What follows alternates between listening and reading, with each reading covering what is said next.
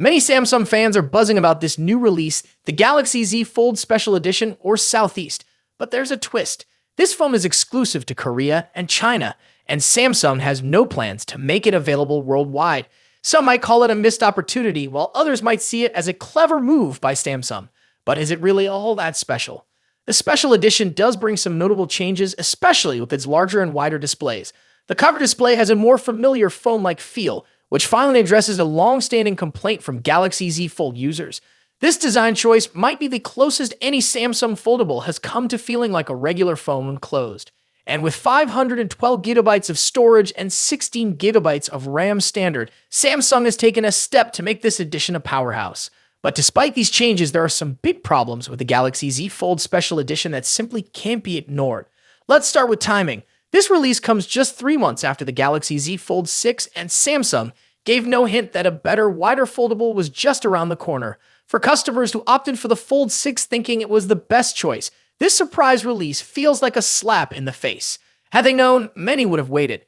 It's hard not to think Samsung kept this under wraps on purpose to boost Fold 6 sales. The decision to keep this model limited to Korea and China might have been another tactic to avoid a backlash on a global scale. The Special Edition could have stolen the Fold 6 spotlight worldwide, but what might be even more frustrating for Samsung fans are the questionable upgrades packed into the Southeast.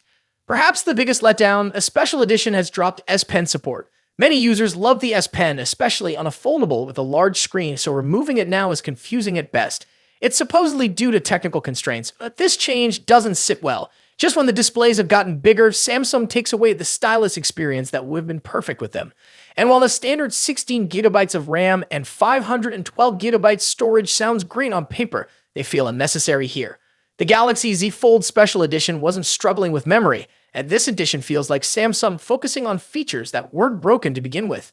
The Special Edition also features a 200 megapixel primary camera, up from the 50 megapixel cameras in previous models.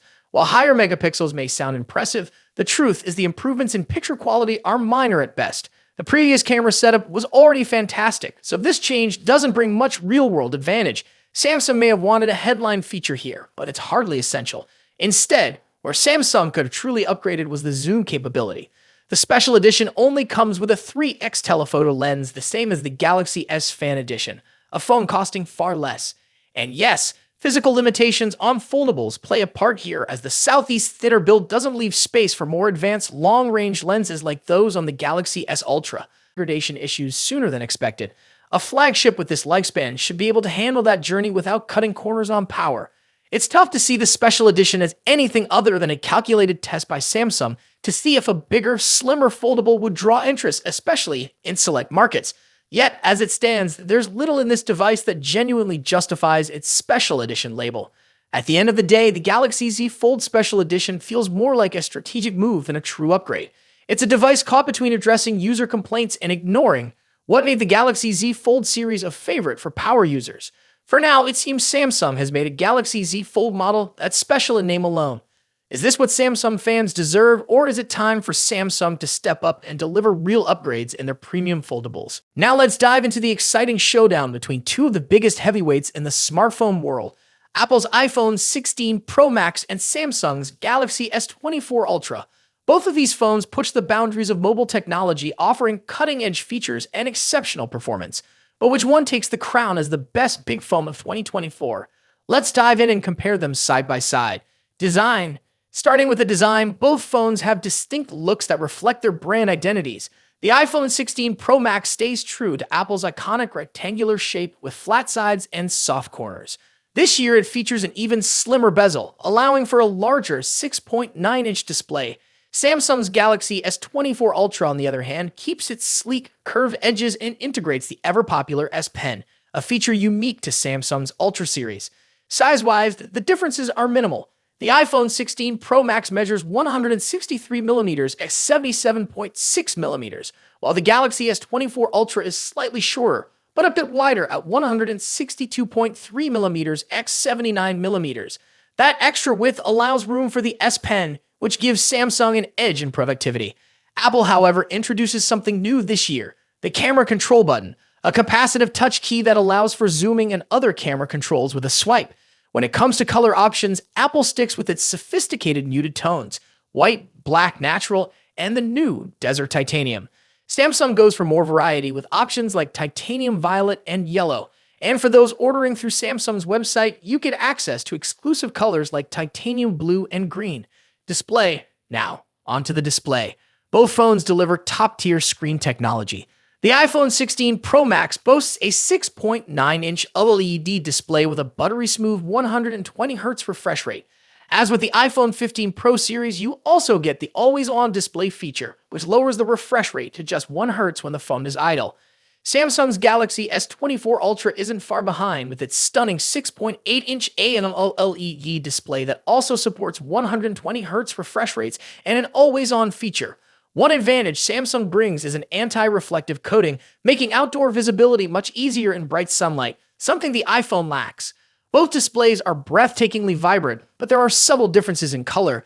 The iPhone 16 Pro Max tends to lean towards warmer yellowish tones, while the Galaxy S24 Ultra has a cooler, more tealish hue. A standout feature for the iPhone 16 Pro Max is its ability to drop its brightness to just 1 nit for easier nighttime viewing, great for late-night scrolling. Performance. Now let's talk about what's under the hood. The iPhone 16 Pro Max is powered by Apple's latest A18 Pro chip, built on a second-generation 3nm process. This makes it incredibly efficient, with significant improvements in heat dissipation and sustained performance compared to its predecessor, the A17 Pro chip. Samsung's Galaxy S24 Ultra is no slouch either. It runs on the Qualcomm Snapdragon 8 Gen 3 chip, custom-tuned for Galaxy devices. While the Snapdragon 8 Gen 3 performs well, especially in gaming and graphics-intensive tasks, it tends to throttle a bit sooner than Apple's A18 Pro under extreme stress. In benchmark tests, the iPhone 16 Pro Max leads in CPU performance, while the Galaxy S24 Ultra takes the edge in 3D graphics, scoring slightly higher in peak performance. However, Apple's new chip excels in long-term sustained performance, so if you're planning on pushing your phone to its limits, the iPhone may have a slight edge. Camera next. Let's discuss one of the most critical aspects of any flagship phone, the cameras. The iPhone 16 Pro Max features a 48-megapixel main sensor paired with a new 48-megapixel ultra-wide sensor and a 12-megapixel telephoto lens with 5x optical zoom. Apple has also introduced a new lens coating to minimize lens flare, addressing a common complaint in previous models. On the flip side, Samsung's Galaxy S24 Ultra brings its camera game with a 200-megapixel main camera, a 50-megapixel zoom lens, a 10-megapixel telephoto camera with 3x zoom, and a 12-megapixel ultra-wide sensor. Samsung has packed in more megapixels, but remember, megapixels aren't everything. The iPhone tends to produce more natural-looking photos, whereas the Galaxy S24 Ultra sometimes leans into oversaturation, delivering more vibrant images. In low-light photography, both phones perform exceptionally well, but Samsung's larger sensor can capture more detail in some scenarios. For video, the iPhone takes the crown with its 4K recording at 120 frames per second, ideal for capturing stunning slow-motion footage. While Samsung's camera app offers tons of customization, Apple's new camera control button provides a more intuitive experience for videographers. Battery life and charging. In terms of battery life, the iPhone 16 Pro Max packs a 4,685 mAh battery, while the Galaxy S24 Ultra edges it out with a 5,000 mAh battery. Both phones are more than capable of lasting through a day of heavy use, but Samsung's slightly larger battery may give it a slight advantage. When it comes to charging, Samsung takes the lead. The Galaxy S24 Ultra supports 45-watt wired charging compared to the iPhone's 20-watt charging speed.